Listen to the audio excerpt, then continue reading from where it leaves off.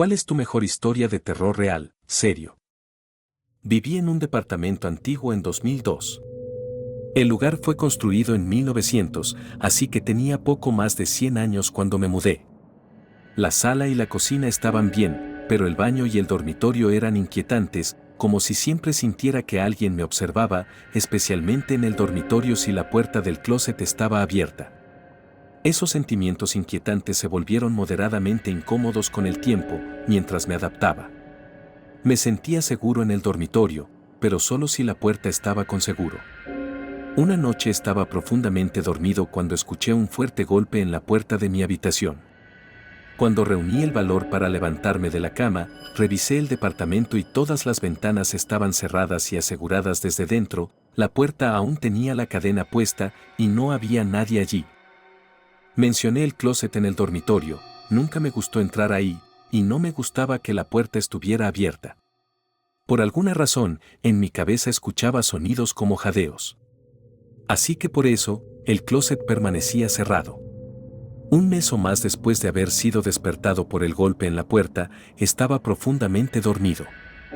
Pero algo me despertó, y era como una presión sobre mí, como si alguien me sujetara.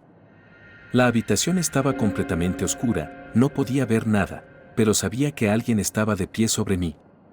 Cuando por fin pude encender la lámpara de noche, no había nadie. Desde entonces no podía dormir a oscuras, tenía que dormir con la lámpara encendida. Ese incidente me asustó muchísimo. Y después de eso, la sensación inquietante de ser observado se intensificó. Amigos venían a visitar y comentaban que se sentían incómodos en el baño, como si los estuvieran observando. Llegó a ser tan incómodo para mí que, cuando tuve la oportunidad de mudarme a otra unidad, no lo dudé. Empaqué mis cosas y me fui. Después de mí, varias personas alquilaron el departamento y se mudaban en cuestión de meses. Me hice amigo del administrador del edificio y le dije que sentía que el lugar estaba embrujado. Él se rió un poco del comentario. Años después, estaban renovando el lugar. El administrador estaba pintando y el dueño del edificio también estaba allí.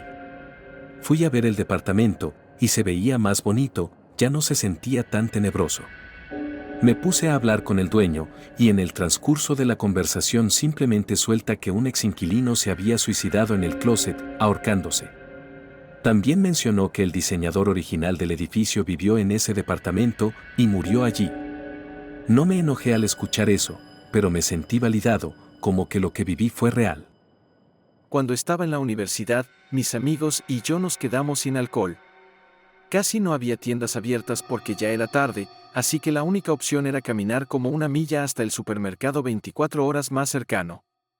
Entre el supermercado y los dormitorios donde vivíamos, solo había fila tras fila de casas suburbanas que se veían todas iguales.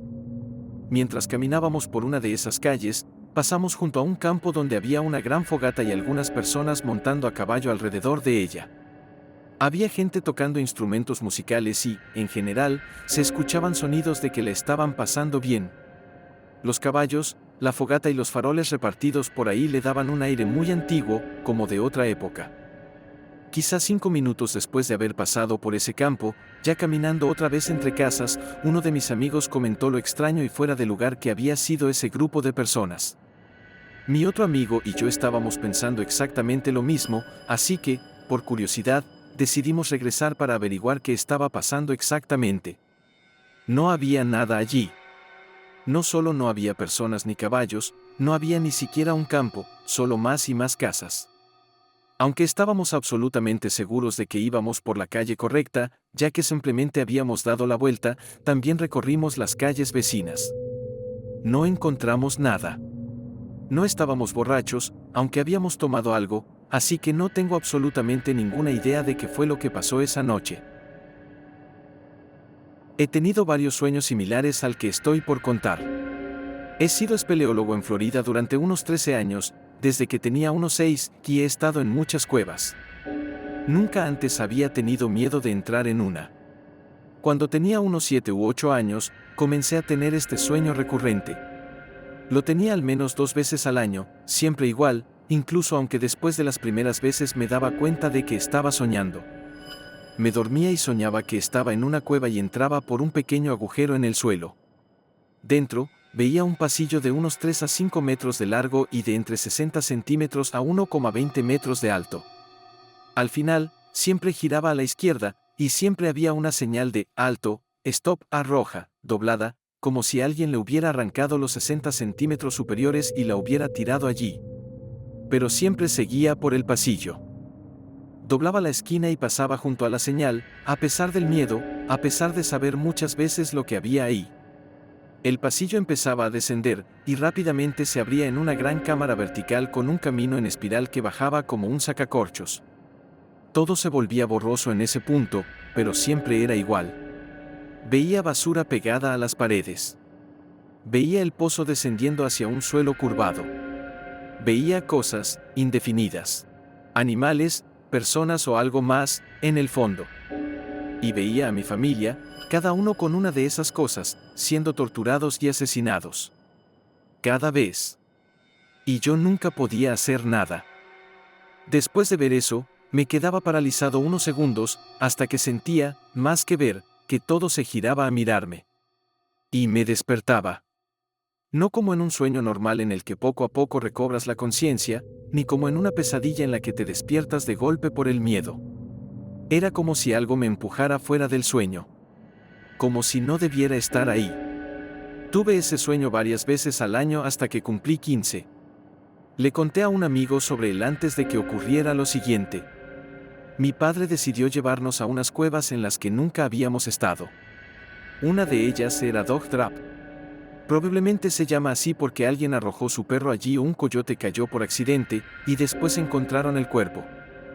Dog Trap tiene un descenso en rappel de unos 9 metros, 30 pies, para entrar. Bajé con mi hermano mientras mi padre nos esperaba arriba. Había un agujero en el suelo. Empecé a sentirme incómodo, aunque no sabía por qué. Seguía a mi hermano dentro del agujero. Me sentía cada vez peor mientras avanzaba. Y cuando levanté la vista, vi el mismo pasillo, la misma curva, la misma pared, las mismas botellas en la esquina.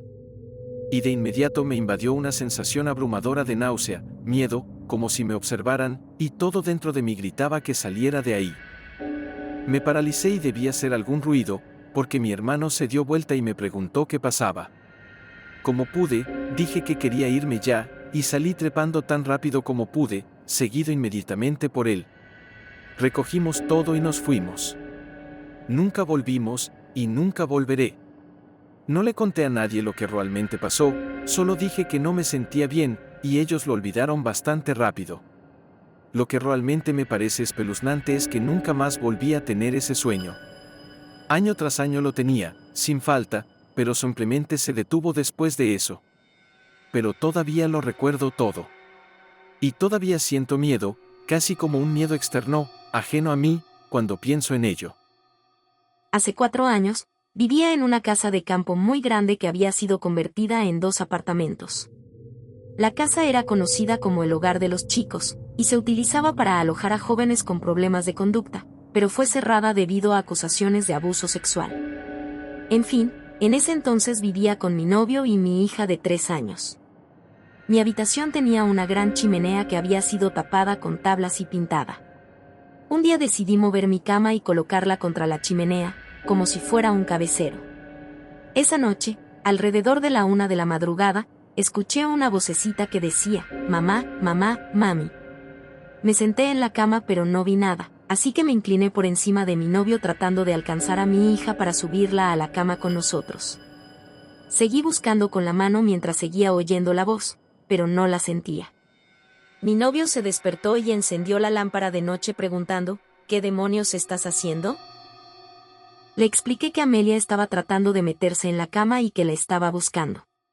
Pero no había nadie ahí. Mi hija estaba profundamente dormida en su habitación. Luego vino la noche siguiente.